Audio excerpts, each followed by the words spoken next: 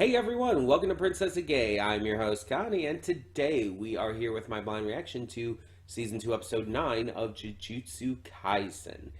It's been quite a while since our last Jujutsu Kaisen reaction. It's just other things have taken up more of my time, other things have taken up more of my focus, and so I haven't really had the time to go back and get to more JJK yet.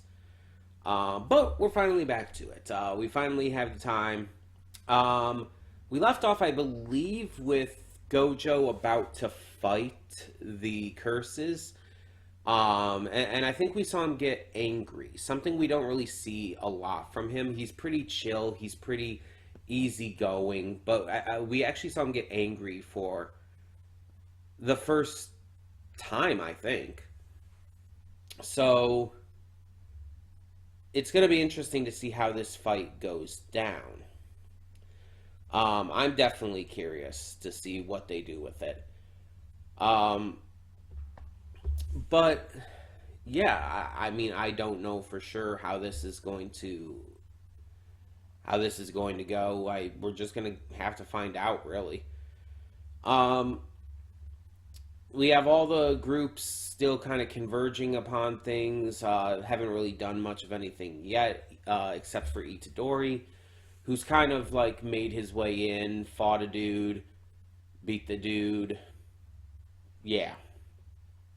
So I guess now it's just time to see what next, where we go from here, and what happens. So let's just get into this. Let's not waste any more time. When the screen fades to black, pause this redirect and go to the description below. Follow the link to the reaction, and after you watch it, come back here to the redirect and resume play. Because after it fades to black, then fades back in, everything from that point forward will be my afterthoughts and will contain spoilers to the reaction to the episode. So, that being said, thank you so much for tuning in, and I will see you at the reaction. And we are back, and we'll begin with spoilers in 3, 2, 1, now. Okay. um, that's a thing. I'm actually, I'm actually kind of shaken up by this because it's like,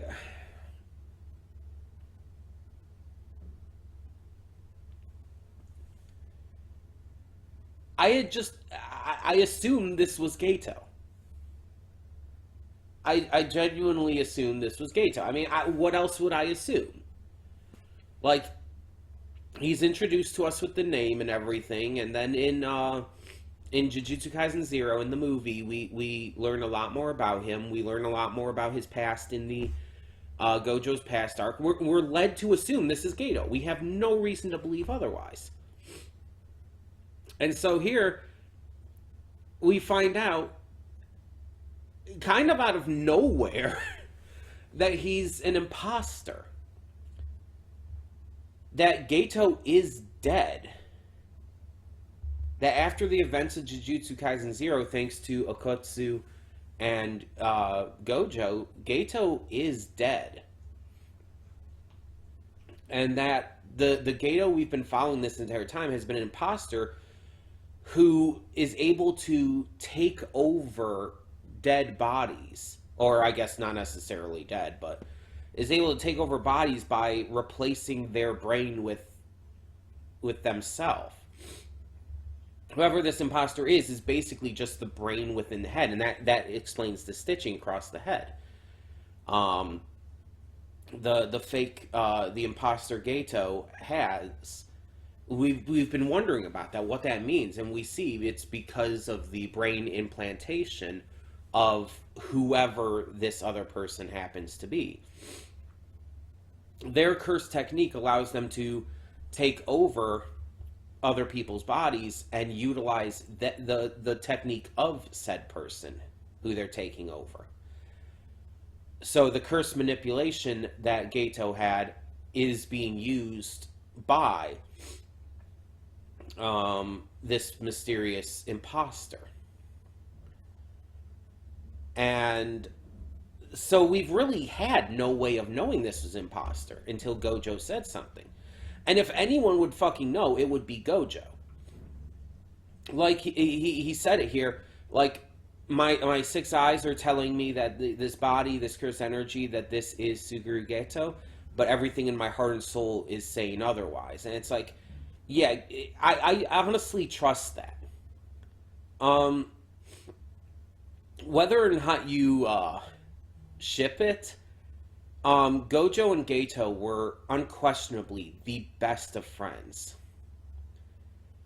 Um, and there's actually quite a bit of evidence to support shipping it, though. You could see them as having uh, been more than friends. But at the very least, they were absolute best friends in the world. So the idea of Gojo being able to recognize that that is not truly him, despite everything else telling him that it should be. If there's anyone you can trust on that, it would be Gojo. If there's anyone you'd be able to believe, it would be Gojo. He knows, and even even the imposter was surprised by this. It's like, how could you tell? Um, and it's just like, because he knows, not just because he knew Gato died, um, but he knows Gato, and he could tell just instantly that you're not Gato. So it's like, that's interesting. And raises a lot of questions, too. Like, who is this imposter? That's interesting. Because, logically speaking, then, this imposter could have taken over many, many bodies. And unless we see, like, a visible scar on the head, we wouldn't know. So anyone with like bangs, it's like they could hide that. Um, or hell, they could hide it with makeup. Like, let's be honest here. Like with good enough makeup, you can definitely hide that kind of thing. So it's like it could technically have, they could have possessed anyone for all we know. Kind of makes me question the entire Mechamaru showing up at the end there. Um, because either this is something left behind by Mechamaru, some like little like thing that it's not really him, but it's more like a drone or something. Or for some reason, this imposter is now impersonating Mechamaru as well, which I don't even know how that would even begin to occur here. Like, how quick would they be able to transfer that? Or could they just transfer like a little piece? Would that work? Obviously, do not tell me any answers. I'm sure this is all going to get revealed in time. I don't want to know ahead of time. But Gojo is sealed. The villains won. They succeeded. And that's wild. They knew they couldn't defeat him. That was why this entire sealing plan was even put in place. And this was set up in season one. We saw the setup back when they were in that cafe uh, that I've said his name multiple times today. Jogo. That Jogo burned down, which was the most disturbing scene of season one. Caught me completely off guard and fucked me up like nothing else. Seriously, that scene actually still bothers the shit out of me. Like when Jogo like just starts like randomly combusting everyone in that diner and everything. It's just like, and like the one girl like at the end is like trying to like crawl out like crying and everything before getting combusted, and it's just like, Jesus fuck. That's not okay. um But in that scene, they were talking about they had to seal Gojo because he was too strong to fight and everything. They needed him out of the way. Uh, so this has been set up. I'm not surprised that they necessarily were going to do this. I'm a little surprised that they succeeded because, I mean, they didn't defeat Gojo to do it. They just basically distracted him.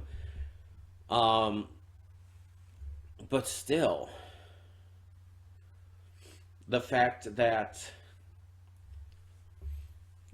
they were able to do so is still impressive. It shows that whoever this imposter is, they are extremely smart and have a very tactical mind. Because Gojo's not dumb. Gojo's smart enough. He's kind of an idiot at times, as everyone was pointing out. But he is smart, and he can tell when somebody's playing him. The only thing that kept his attention is the fact that this was someone impersonating Geto. Again, Geto was at the very, very least his absolute best friend.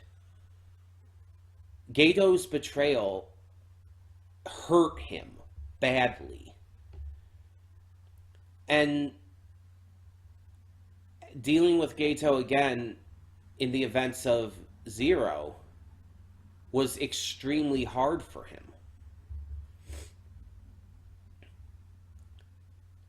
So the fact that he could see Geto and everything in him was telling him that this was Geto, even though he knew it, he just knew it wasn't. It was obviously affecting him. It was freaking him out.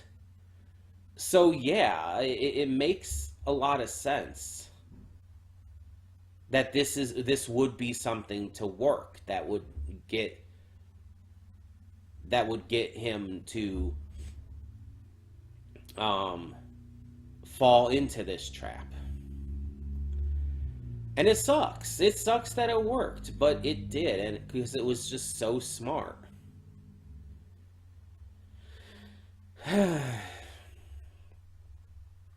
And now he's sealed. The strongest Jujutsu sorcerer is sealed. Which means the bad guys have not just won, even if it cost Hanami to do so, but they just actively stopped their biggest threat. They clearly don't take Akotsu seriously. They're not going to take Yuji and the others seriously. They won completely, and it's a very bad thing. Because now shit's gonna go down, and the strongest sorcerer won't be there to stop them. They'll have other people who will be fighting against them for sure, but Gojo is done for now. So that's pretty insane.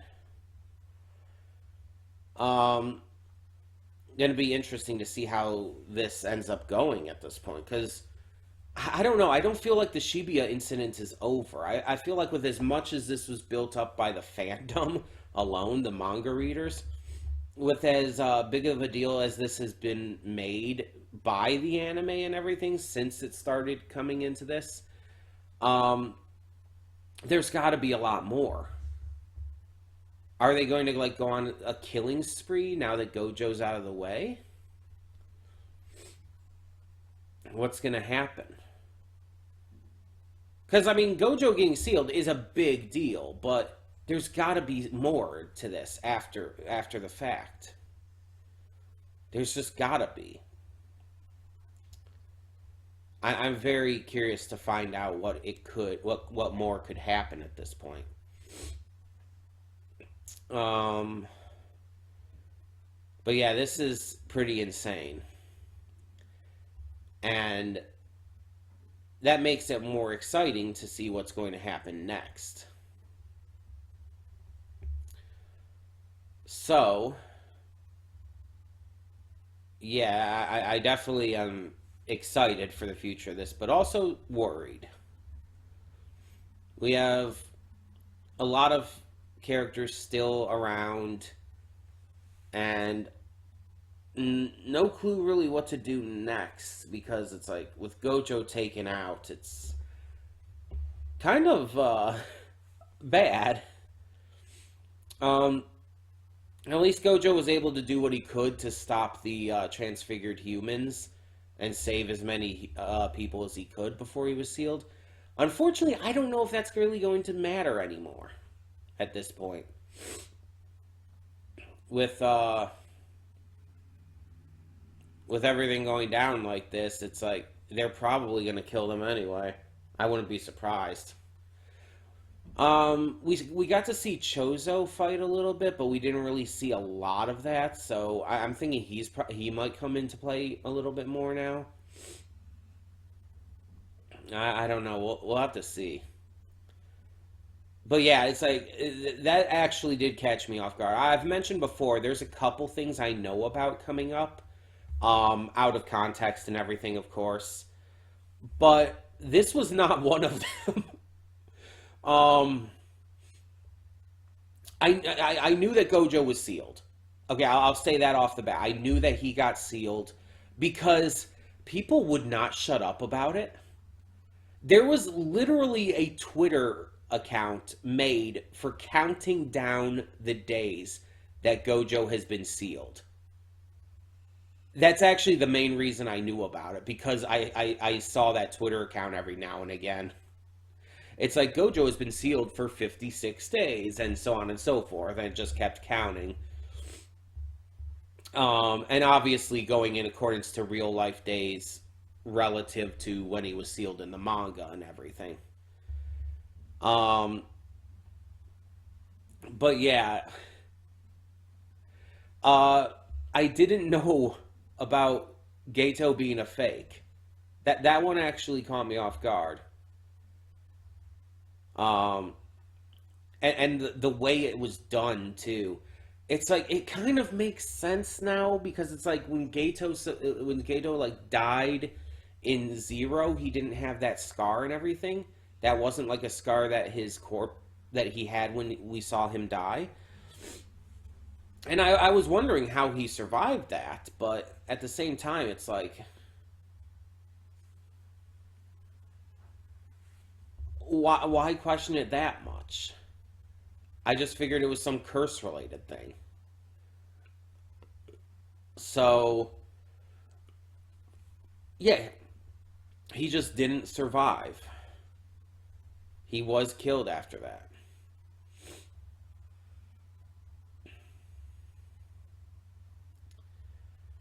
Gojo got to say a real goodbye to him. That wasn't retconned, I guess you could say, by having him have survived. So again, the big question now is who is this inside of his corpse? That's the biggest question now.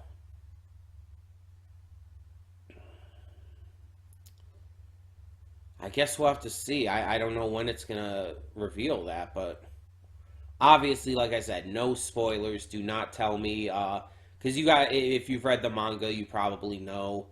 Don't tell me.